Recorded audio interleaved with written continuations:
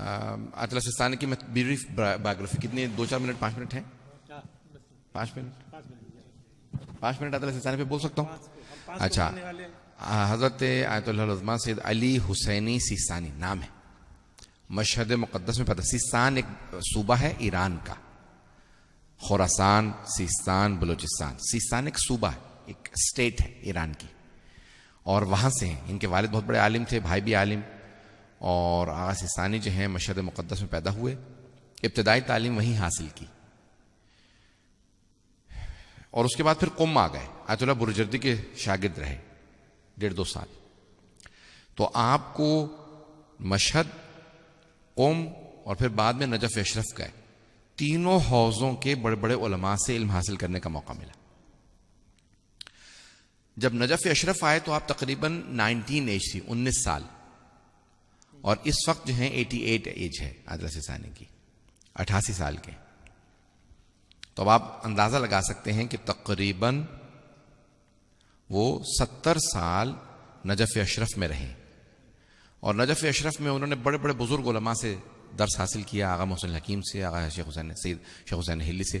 لیکن سب سے زیادہ جو آپ نے استفادہ کیا وہ آیت اللہ سید ابوالقاسم الخوئی سے. یہ تو دیکھیں علم میں جتنا ان کا پیش کروں گا نا, وہ آپ بہت سے لوگ سمجھ نہیں پائیں گے کہ بھئی علم میں کتنے مضبوط ہیں. بڑے بڑے اور علماء موجود تھے, لیکن ہمارے علماء کہتے ہیں کہ مرجعیت میں امام زمانہ کا بڑا دخل ہوتا. کئی علماء کی کتابیں تھیں, لیکن کہاں سے آیت اللہ سستانی ایک مرتبہ ابھر کے آئے, یہ خاص ان کو تائید ہے. 2 چیزیں ان کی پرسنل لائف کی بڑی اہم ہیں. ایک, جس مکان میں ابھی رہ رہے ہیں 40 سال سے زیادہ ہو گئے اسی مکان میں, 40 ایئرس, اور یہ کرائے پہ مکان انہوں نے لیا تھا.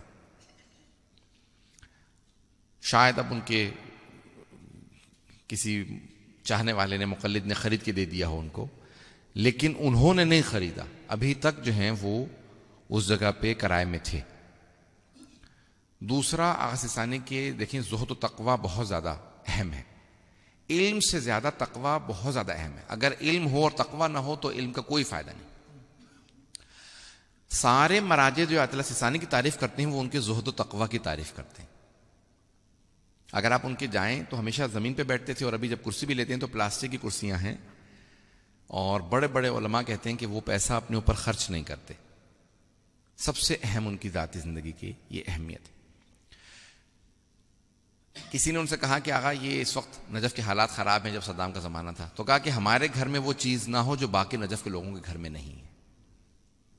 ایسا نہ ہو کہ ہم روز قیامت ہمیں جواب دینا پڑے. اپنی بیوی سے کہا کہ ہم گھر میں وہ چیز رکھیں جو آج لوگوں کے پاس نہیں ہے. کوئی ایسی چیز نہ رکھو.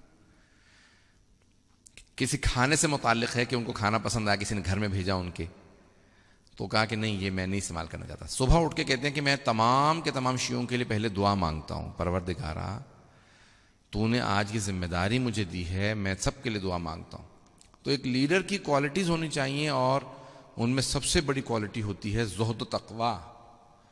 اور آیت اللہ سستانی کے لیے کہتے ہیں کہ عالمیت اپنی جگہ پہ, اتقا ہونا اپنی جگہ پہ, لیکن اورا یعنی سب سے زیادہ جو ان کے اندر ہے وہ ورع, تقوی اور زہد, وہ سب سے زیادہ. لباس اگر آپ ان کا دیکھیں سادہ, اور یہ سب سے بڑی علامت ہے کہ اتنا خمس ان کے نام پہ millions and millions of dollar دنیا میں جمع ہوتا ہے. ایران میں, عراق میں, پاکستان میں, ہندوستان میں, یورپ میں, مڈل ایسٹ میں, افریقہ میں, کہیں چلے جائیں ہر جگہ ان کے مقلدین ملیں گے, خمس نکالتے ہیں. لیکن وہ اپنی ذاتی زندگی کے اندر اگر آپ دیکھیں تو بہت سادگی ہے.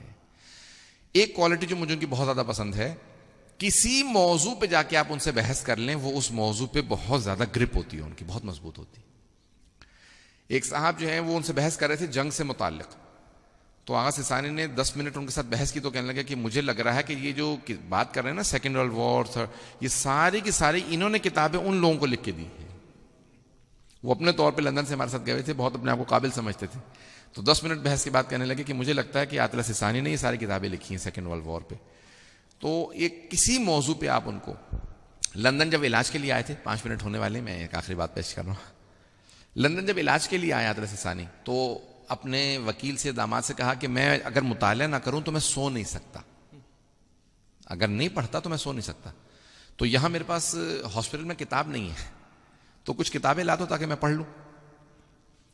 تو ان کے وکیل کہنے لگے، میں نے دفتر میں کہا کہ جو لیٹسٹ اس وقت جتنی بھی عربی اور فارسی کی جو جدید ترین کتابیں آئی ہیں نا، لبنان سے چھپی ہیں، ایران سے چھپی ہیں، عراق سے، جو جدید ترین تحقیق جو سب سے لیٹسٹ جو آپ کی ریسرچ ساری چھپی ہیں، کتاب جتنی بھی عرب اور ایرانی علماء کی عربی اور فارسی کتابیں ہیں، وہ سب لے لو. تو کہنے لگے 50-60 کتابیں میں ان کے پاس لے گیا. یہ خوش ہو کے کہ بھی یہ ساری کی ساری نئی کتابیں آئی ہیں، تو آغا نے نہیں پڑھی ہوں گی، 1-2 سال میں چھپی ہیں. کہا جب میں شام کو گیا تو انہوں نے 80% کتابیں الگ کر کے کہنے لگے یہ میں نے پڑھ رکھی ہیں پہلے سے. جو جدید ترین، ایک ایران کے آیت اللہ خامنہ ای کے کچھ نمائندگان آیت اللہ سیستانی سے ملنے کے لیے گئے، تو وہ کہہ رہے تھے کہ قم مقدس کی جو جدید ترین تحقیقات ہوتی ہیں، اگر آپ اس پہ بھی آیت اللہ سیستانی سے بحث کریں تو ان کو پوری اس پہ گرپ ہوتی ہے، وہ ساری پڑھے ہوئے ہوتے ہیں. تو مرجع کا کام یہ نہیں ہے کہ وہ صرف اپنی تحقیق کو پیش کرے، بلکہ سب کی ریسرچ پڑھنے کے بعد پھر وہ نظریہ قائم کرے. تو یہ ہمارے بہرحال مرجعیت کا ان کا کمال ہے. تو آیت اللہ سیستانی کی ہر موضوع پہ اچھی خاصی نظر ہے، جتنے بھی موضوعات ہوتے ہیں. وآخر دعوانا الحمدللہ.